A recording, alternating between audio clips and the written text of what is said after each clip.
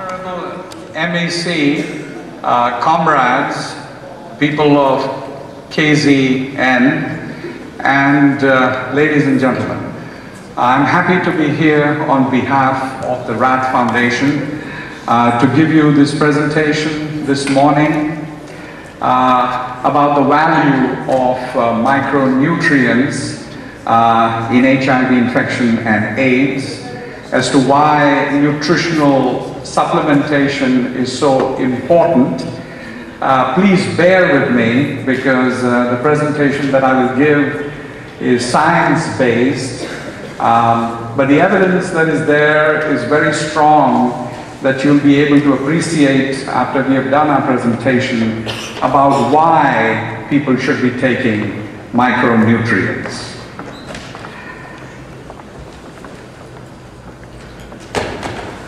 Very briefly, my own background: I have been working in the field since the 1980s.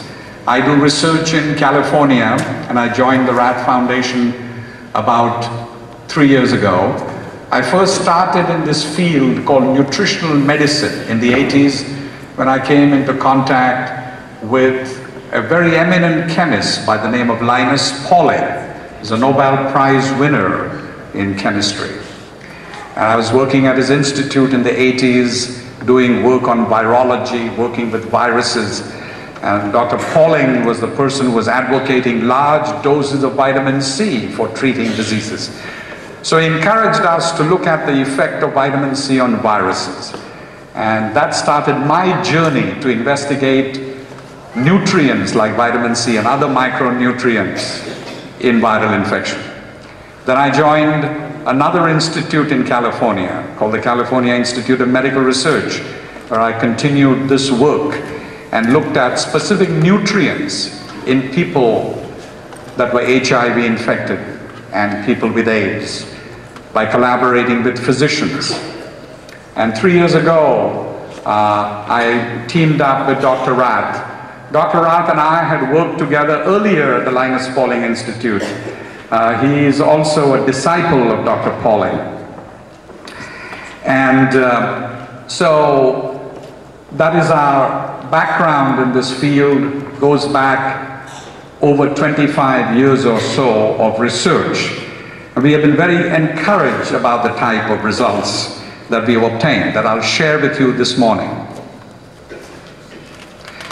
Now, a few words about the RAD Foundation. We are worldwide. The headquarters are in Heerlen in the Netherlands. We have a research institute in California, which is where I am, and a health foundation here in Cape Town. We are essentially a non-profit organization, and we are dedicated to natural health research, education in the field of natural health, and also promoting health freedom worldwide. The most important thing is we are non-profit. This is not for making money. It's a humanitarian effort with the knowledge that has been gained in the field, how to make it available to people who may be afflicted by chronic disease, so that they can use this information for improvement of their own health and fight disease.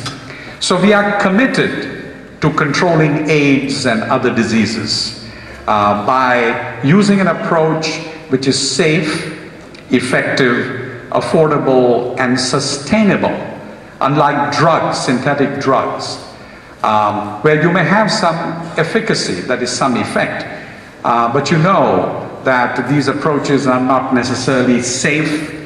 They are associated with side effects, and sometimes they can also decrease survival by causing early death. Now, a little bit of background so far as HIV/AIDS is concerned.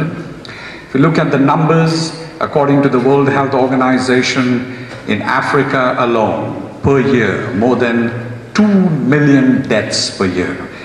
In 2006, the figures that came out from WHO, about 2.9 million.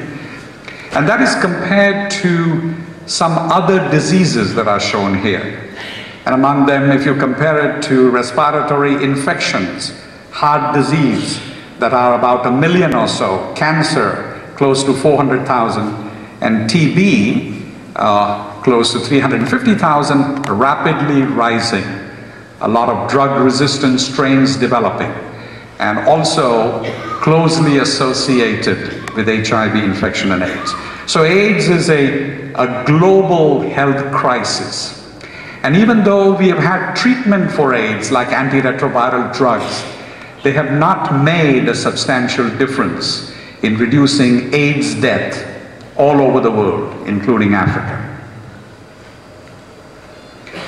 A few words about what AIDS exactly is, the main characteristics of AIDS. This has to do with immunology and effect of the virus on the immune system. What we know is that this is a disease where there is progressive decline in cells of the immune system, a specific cell type called the helper lymphocyte, or the CD4 cells. They are being lost in people who are HIV infected and AIDS. There's progressive loss. And that loss makes a person vulnerable, susceptible to acquiring other infectious diseases like opportunistic infection, and also cancer that commonly develops in people who are HIV infected. And this disease, since 1984, has been linked to a virus, HIV, human immunodeficiency virus.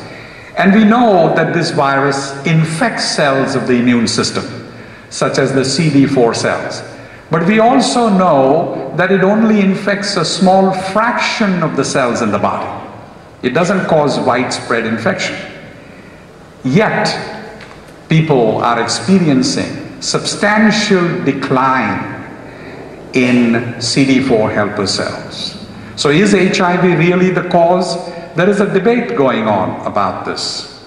It has also been known that HIV may take 8 to 10 years before full-blown AIDS develops. What we know is there are other factors which are also in play, which are acting. Among them, malnutrition, a very important factor. In particular, specific disease deficiencies in the body of micronutrients. It has been recognized that people who are HIV infected and AIDS have micronutrient abnormalities. And we know that these micronutrients are important for the immune system. The activity of the immune system is because of an intact nutritional system, intact micronutrient status. So when there is micronutrient deficiency, when there is malnutrition, in that background, an immune deficiency disease like AIDS can flourish, it can proliferate. And therefore, these micronutrient deficiencies and malnutrition have been implicated as a factor in AIDS. It's their underlying factor that is driving the progressive development of AIDS. This is a fact that has not been well appreciated by the mainstream medical community that is pushing antiretroviral drugs, because they are focused very much on HIV. But the focus on HIV alone may not be enough.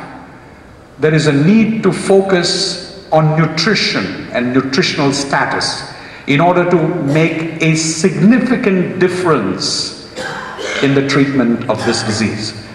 This is what nutritional researchers and other scientists, like those working at the Rath Foundation and others in the field, are doing. They are focusing on the part of the role of nutrition in the causation of this disease as well as in the treatment of the disease.